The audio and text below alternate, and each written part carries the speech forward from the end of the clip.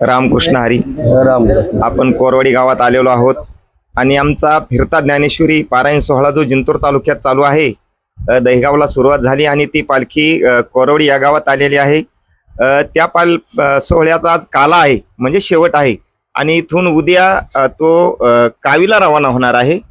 तर बघा, रामनवमी आणि हनुमान जयंती महात्मे कीर्तनकार मिळत नाहीत, पण आज या गावामध्ये एक नाही तर 3-3, 4-4 कीर्तनकार आलेले आहेत. बघा, हे ज्ञानेश्वरी पारायणाचं आपण महाराजाला विचारणार आहोत. महाराज, तुम्ही कसे आले बरं, कशी वेळ मिळाली? मी आलो ज्या देगावला माझं कीर्तन होतं, कीर्तनाच्या निमित्तानं मी आलो आणि ह्या ठिकाणी मी लक्ष्मण महाराज जे आपल्या गावचे लक्ष्मण यांनी इथं आणलेले मला. बरं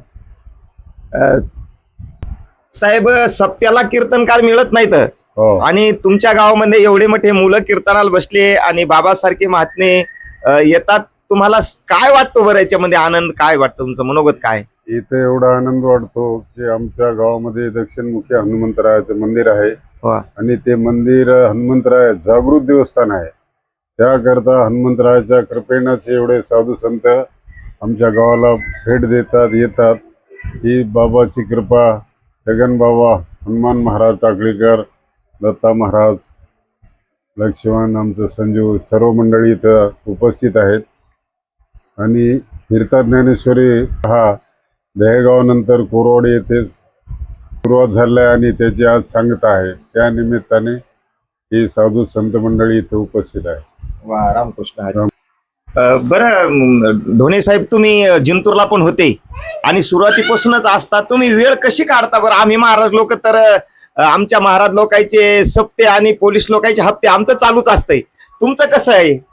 काहीच नाही, यामध्ये सर्व पुण्यही वैकुंठवासी हरिभक्त परायण अवधूत गुरुजी शंकराळेकर यांचा आम्हाला सहवास लागला आणि त्यांच्या पुण्याईनं आणि वैराग्यमूर्ती छगनबाबा टाकळीकर यांच्या आशीर्वादानं आम्हाला हे सर्व कार्य करण्यासाठी त्यांचीच प्रेरणा आहे.